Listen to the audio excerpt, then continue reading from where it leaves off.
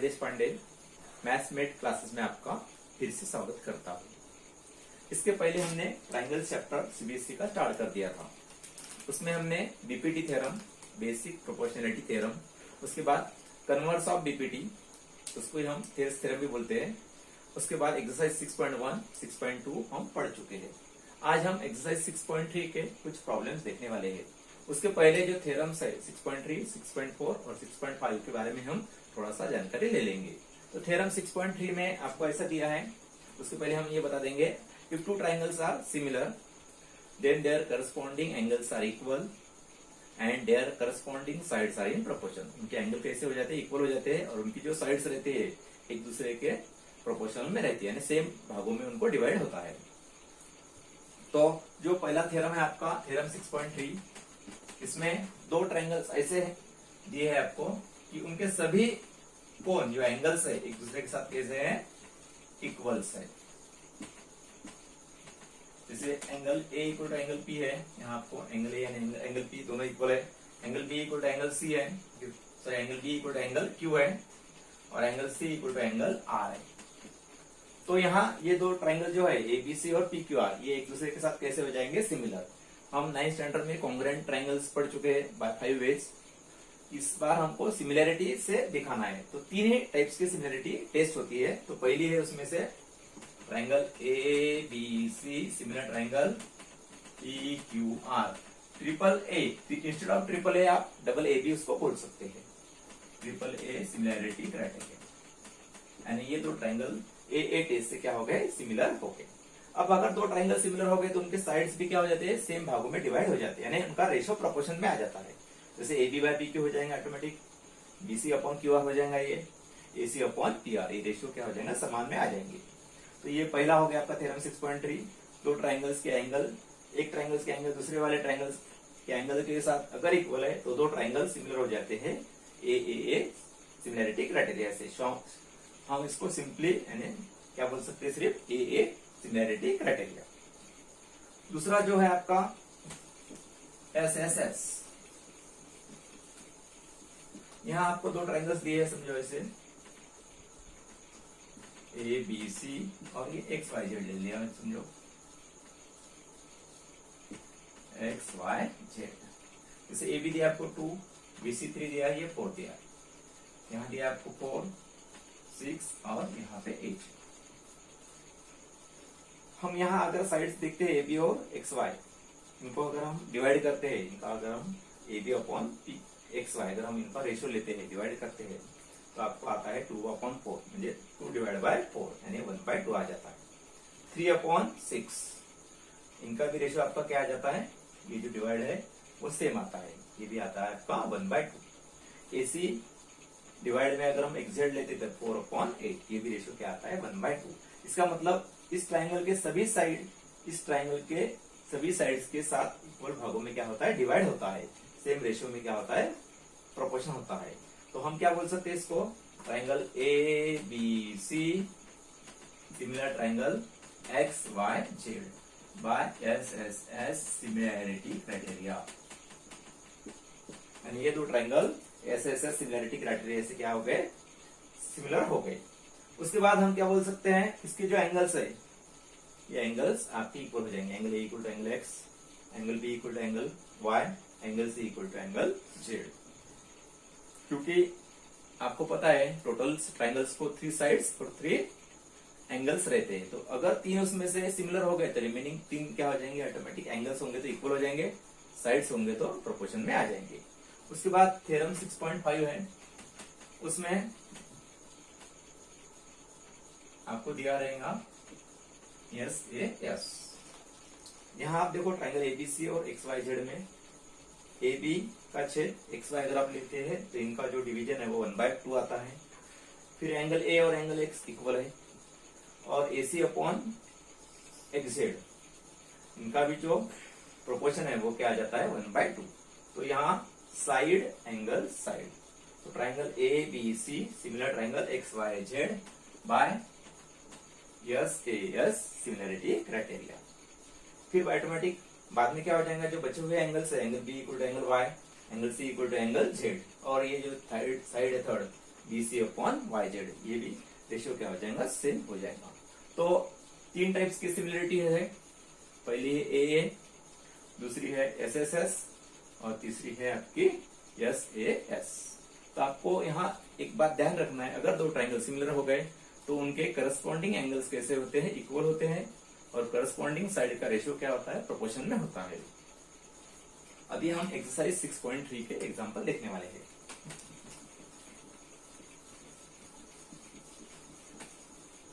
Exercise 6.3 का पहला second question. First question में आपको सिमिलरिटीज दिखाना है डायरेक्ट। तो हम पहला प्रॉब्लम लेते हैं। इसमें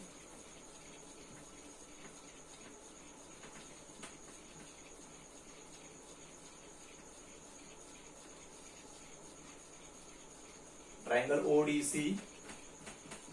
सिमिलर ट्राइंगल आपको दिया है OBA,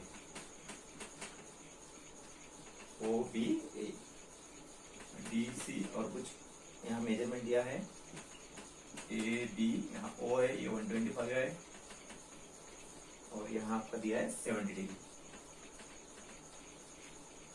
equal to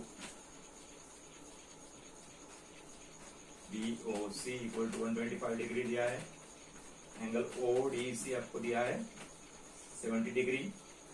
find angle आपको DCO, DOC और OAB, ये आपको फाइंड आउट करना है। ट्राइंगल ODC सिमिलर ट्राइंगल क्या दिया है आपको, OBA। उसके पहले हम क्या करेंगे, यहाँ आपको BOC दिया है 125। अब ये जो OC है रे, हम सॉल्यूशन करते होंगे, देखो OC कहाँ है, इस लाइन पे है, BD पे। तो ये तो यहाँ ये 2 एंगल एडिशन क्या आ जाती है, 180 डिग्री आ जाती है, यानी लीनियर पे हो जाते हैं। तो पहले हम DOC निकाल लेंगे। तो angle BOC plus angle DOC is equal to 180 degree, linear pair. तो सॉल्यूशन करते वक्त वी नो, हम लिखेंगे direct angle BOC plus angle DOC is equal to 180 degree. इसका रीजन देना है आपको, लीनियर पेयर। BOC आपके पास है 125 plus DOC 180, BOC is equal to 180 minus 125।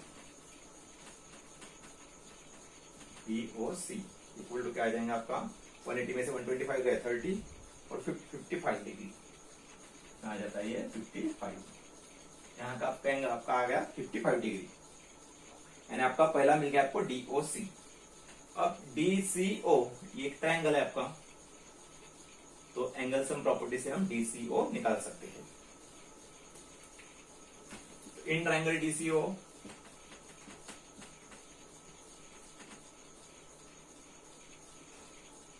Angle D plus angle हमने जो निकाला DOC plus angle DCO is equal to 180 degree, angle sum property of triangle. Angle D दिया है आपको 70 डिग्री, DOC आपने निकाला है 55 plus DCO is equal to 180 degree. अब इन दोनों की एडिशन करके उधर जाके क्या हो जाएगा, प्लस का माइनस। तो DCO 180 degree minus 5 plus 7 12, 125 degree. DCO आपका आ गया 55 डिग्री। ओके, अब आपका रहेगा लास्ट OAB। अब आपको यहाँ गिवन में क्या दिया था, ट्राइंगल ODC, सिमिलर ट्राइंगल दिया था आपको गिवन में OBA, ये गिवन था। आपको एंगल निकालना है OAB। तो यहाँ OCD अगर आप देखते हैं, इसके correspond angle O equal to angle O होता है, angle D equal to angle B होता है, एंगल C इक्वल टू क्या होता है, एंगल A होता है। तो angle OCD is equal to angle OAB। इसका reason, corresponding angle of similar triangle are equal. OCD, OCD यानी डीसीओ। ओसीडी का दूसरा नाम क्या है? डीसीओ। रीड करते समय आप टू वे से कर सकते रीड इसको, डीसीओ और ओसीडी। तो कितना है? 55 है। तो आपका ओ ए बी भी क्या आ जाएगा? 55 degree. Therefore O A B is equal to 55 degree. इस तरह से हम प्रॉब्लम्स कर सकते हैं। सिंपल है। पहले हमने लिनियर पेयर का यूज किया, बाद में दो ट्रायंगल सिमिलर थे तो उसके करस्पॉन्डिंग एंगल्स कैसे हो जाते हैं? इक्वल हो जाते हैं। इससे हमने ये प्रॉब्लम को सॉल्व किया है। और एक प्रॉब्लम देखेंगे हम आज।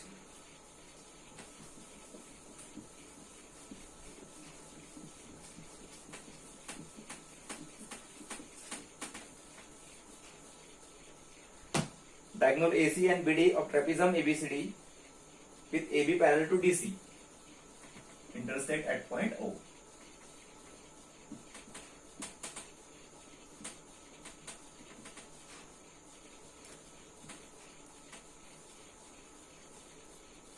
Using a similarity criteria for two triangles, show that to prove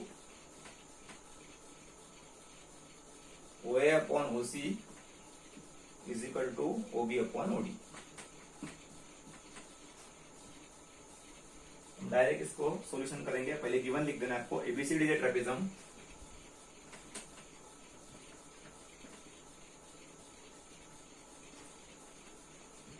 diagonals AC and BD intersect at point O. To prove OA upon OC is equal to OB upon OD. AB parallel to DC is also given. AB parallel to DC. AB parallel to DC. Approved. अब इन triangle AOB, in triangle COD, आपको similarity से ये triangles को क्या करना है? पहले similar दिखाना है, उसके बाद देयर साइड्स कैसे हो जाते हैं? प्रोपोर्शन हो जाते हैं। तो अगर आप देखते हैं in triangle AOB and in triangle OCD, angle OAB equal to angle OCD। AB parallel to DC है, AC आपका ट्रांसवर्सल होगा, इसलिए ये दो एंगल अल्टरनेट इंटीरियर एंगल। और दूसरा angle AOB equal to COD, vertically opposites angle. Third angle आपको लेने की जरूरत नहीं है, ये भी अल्टरनेट एंगल से इक्वल आ जाता है आपका, लेकिन इसको लेने की जरूरत नहीं है। तो आपको अगर दो एंगल्स भी इक्वल हो गए तो ऑटोमेटिक थर्ड एंगल क्या हो जाता है? इक्वल हो जाता है। तो प्रूफ में in triangle AOB and triangle COD, angle OAB equal to angle OCD। Reason देना है आपको, alternate interior angle. And second angle AOB equal to angle COD, vertically opposites angle. Therefore triangle AOB similar triangle COD by AA similarity criteria। अब यहाँ दो triangle similar हो गए तो उनके साइड्स कैसे हो जाएंगे? प्रोपोर्शन। तो इस तरह से आपको, जैसे यहाँ टू प्रूव उधर आपको देखना है, इसमें कैसा दिया? OA अपॉन OC, तो यहाँ लिखते समय हम OA अपॉन OC, इसका OA अपॉन OC, बाद में क्या है? OB upon OD is equal to, यहाँ OB है तो यहाँ OD। और इसका रीजन देखेंगे आप, corresponding side of similar triangle are in proportion, hence proof. इसको तो ब्रैकेट दे देना है आपको आंसर को, और इसको, ये हो गया आपका प्रूफ। इस तरह से आज हमने दो प्रॉब्लम्स देखे हैं। ठीक है, अगले इसमें हम और कुछ प्रॉब्लम्स देखने वाले हैं।